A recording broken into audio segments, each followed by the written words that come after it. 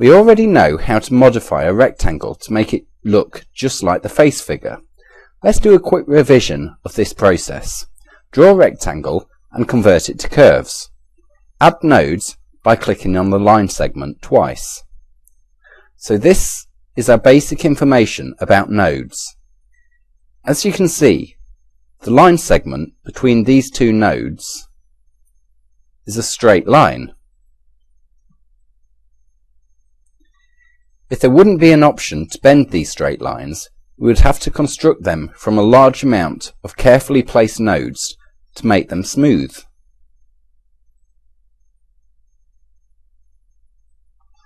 But we don't have to go through all that trouble. Select the Shape tool.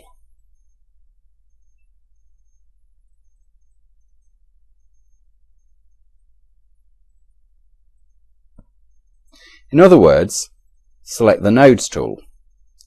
Now, select these 4 nodes.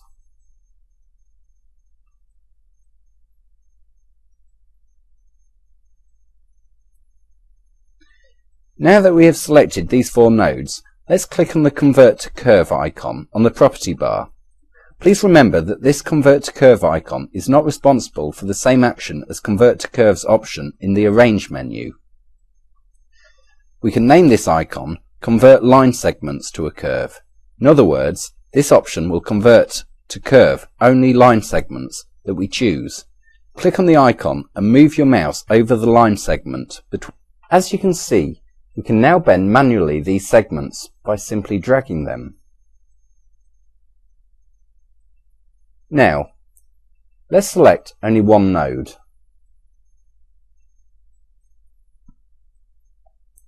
Not 2 nodes. Select only one node.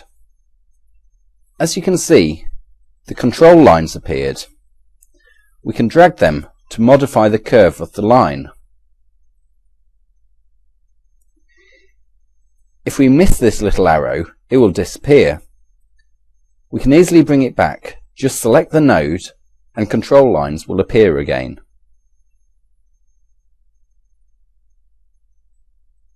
The control lines will appear if we select only one node. Let's select 2 nodes now. As you can see, there are no control lines. We can modify the curve by dragging a line segment like this. When we use control lines, we can modify the curve on the left and on the right side of the selected node separately. Let's now select our curves and convert them back to lines by clicking Convert to Line icon. So we will name these 2 node icons a little bit differently. The first one we'll call Straight Lines and the other Curved Lines.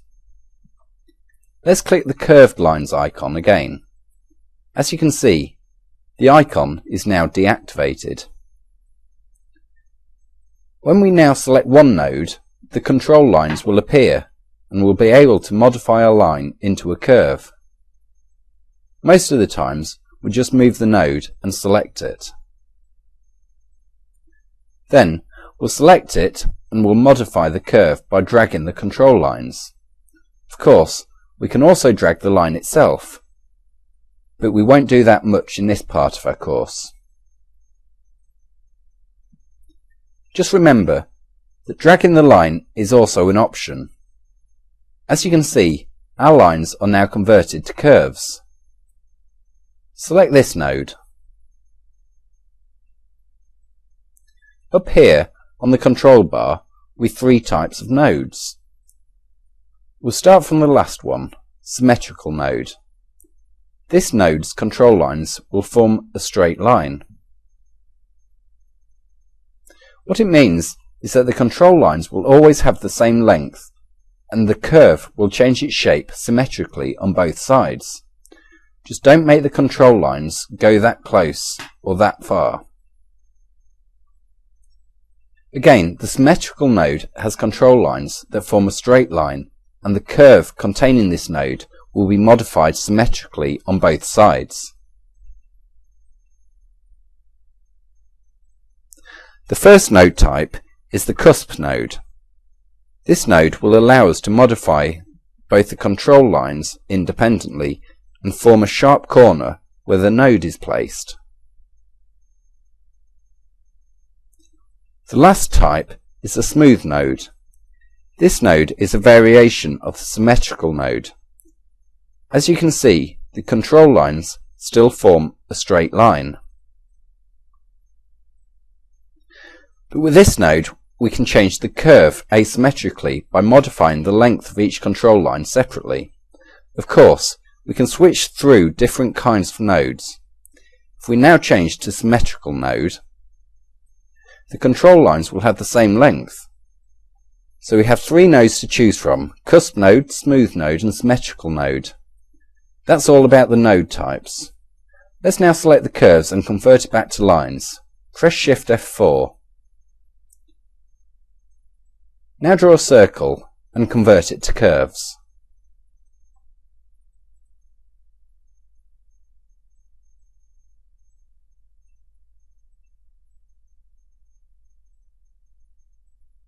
Now, switch to Shape tool. As you can see, we don't have to click anything. The control lines are already present on our circle. Because the circle is built from curves, the Convert to Curve icon won't be active, so convert the ellipse to curves and we can modify its shape. Drag the top node down to flatten the circle. Drag the control lines up. Now make the bottom node also a cusp node and modify its shape by dragging the control lines up. We've just created a simple heart.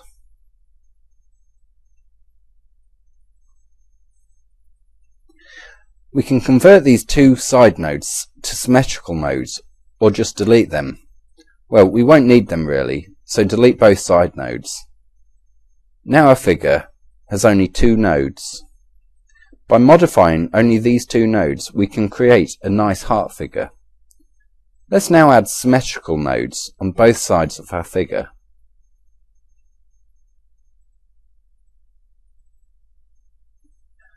Just add a node and click on Symmetrical Node icon. More nodes mean more ways of modifying our figure.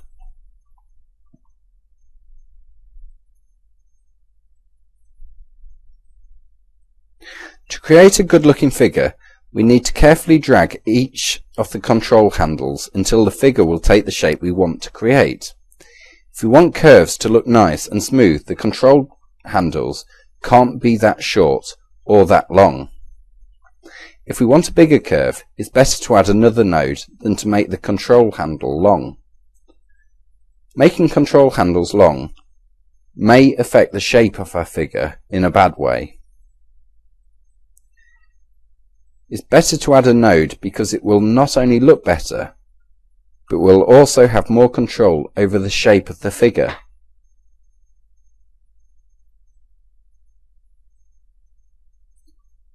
For now, just don't make the control lines too long or too short. We don't want control handles move that far from the node.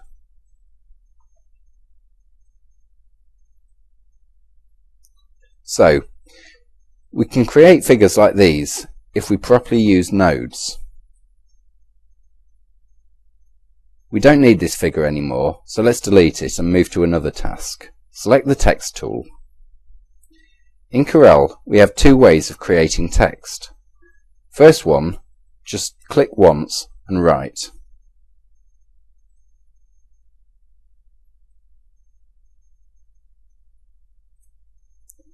The text created this way we call artistic text.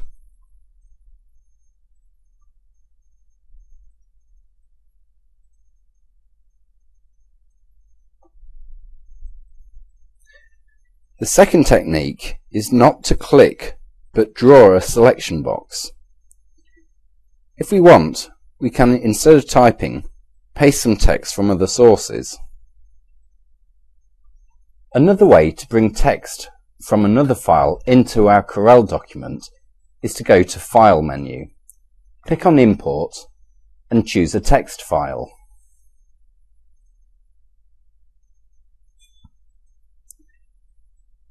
As you can see, the text created this way will have the selection we've drawn.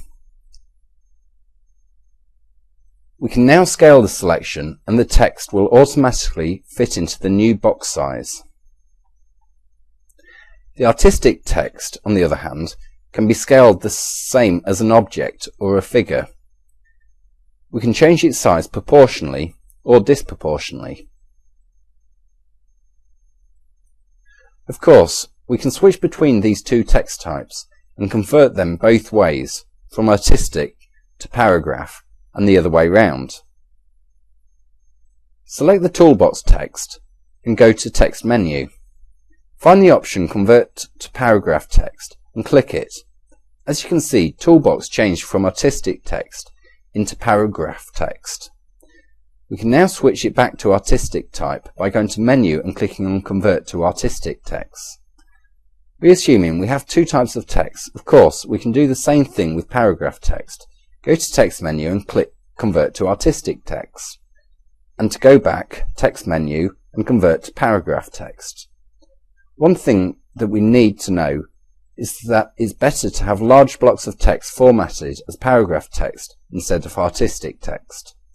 We can now delete the paragraph text. The text speech bubbles will be created with artistic text. If you don't have this text, just select the text box, click on the document and write. Now, select the text and make it bold by clicking this B icon. We'll now choose a colour for our text. On the right we have some colour samples. This palette is called a default palette. If we somehow close it, well, let's move it here. Now close it. Now, we know that this palette is called a default palette, so we can quickly find it and bring it back to our screen. Go to Window menu, then Colour Palette, and click on Default Palette. To select a colour, we just click on it with the left mouse button. If we click with the right mouse button,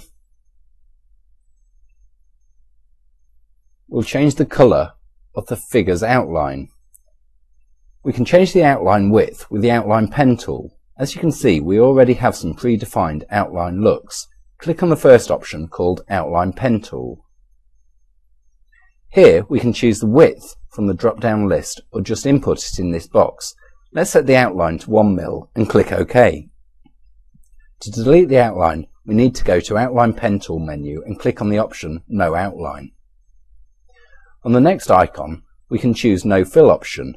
We can also perform both these actions by clicking here on this white square with an X on it. Clicking with the right mouse button will delete the fill, and clicking with the left mouse button will delete the outline. The fact that we can't see our figure now doesn't mean that it doesn't exist. When we switch to wireframe view, Corel will show us all objects of our document. So, if you can't find your object, just switch to wireframe view. Now, click on several colours with the right mouse button, and as you can see, clicking on the colour with the right mouse button will change the outline's colour. If we click on colour with the left mouse button, the fill of our figure will change. The same rule applies to no fill or no outline icon. Right button means no outline and left button means no fill. Let's now change the outline of our text to red by clicking on the colour with the right mouse button. Now downscale the toolbox text.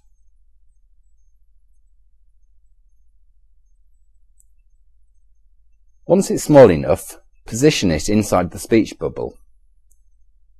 We'll now use the envelope tool. To access it, go to the 5th toolbox icon menu. We won't go into a detailed description of this tool now. We'll just learn how to use it. Up here, the property bar is now filled with properties of the envelope tool. We'll now distort our object. And, as you remember, our object is an artistic type text. To distort our figure, we just drag the nodes, control lines, or sides of the dotted box. Our aim is not to analyse this tool now. We'll slowly work our way through more important tools, and we'll then talk about the envelope tool later. We can, of course, change these nodes by selecting different node types on the property bar. Most important element that we should remember from this part of the course is the usage of the left and right mouse buttons on the colours palette. This white square with an X on it is responsible for no fill and no outline. Clicking on it with the left mouse button deletes the fill, and clicking on it with the right mouse button deletes the outline. All tools for editing outlines are right here under the outline pen icon. If we want to edit the fill of our figure, we use options available under this bucket icon. Let's go back to our task. We now know how to distort the text. We create the other two texts the same way as the toolbox text. So this is some of the basic information that we need to know about the envelope tool. We'll now create a light bulb. By creating it, we'll learn how to set a point around which we can rotate several shapes.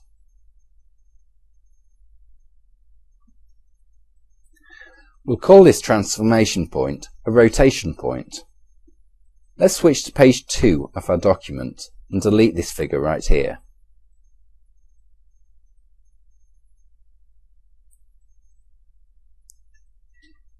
If you don't have page 2, you can add it by clicking on this page with a little plus on it.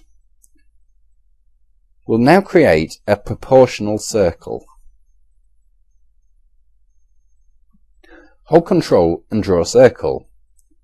Now, activate the lock and we'll change the size of our newly created object. Once we lock the proportions, we don't have to change the height and the width of the figure separately.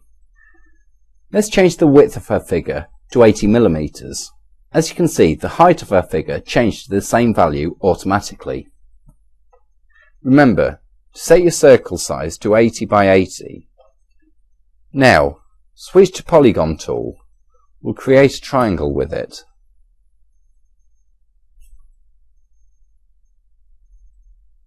This tool will create a polygon as the default shape. So to create a triangle, we need to change the amount of object points to 3. Position the triangle like this. We'll now try to duplicate this triangle and position all copies around the circle. To do that, we need to first do two things to prepare us for the main action. First, we need to set the same X position for both these figures. We'll start with the figure circle. Here we have the X and Y values, which indicates the position of our figure. Change the X value to 100 and Y to 200 mm. This way, both values will be easy to remember.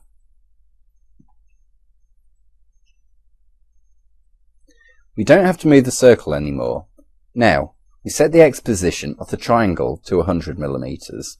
If we don't like the vertical position of the triangle, we can change it by pressing the up or down arrows on the keyboard.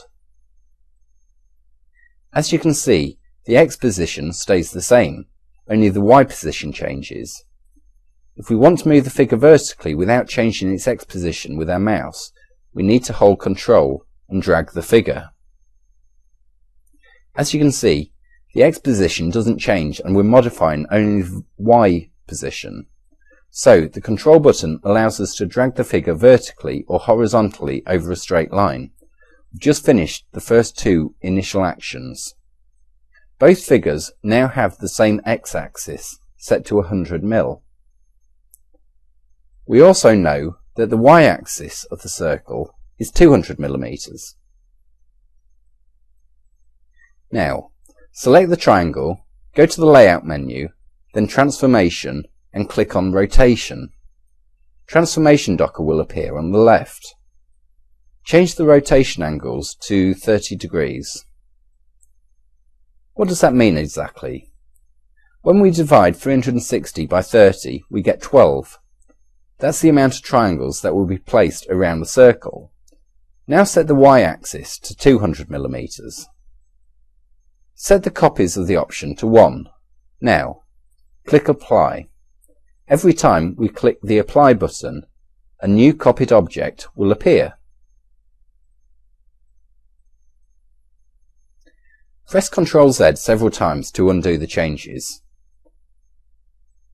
Now went back to the situation we had before. The rotation angle is set to 30 degrees, x-axis is set to 100 and y-axis to 200.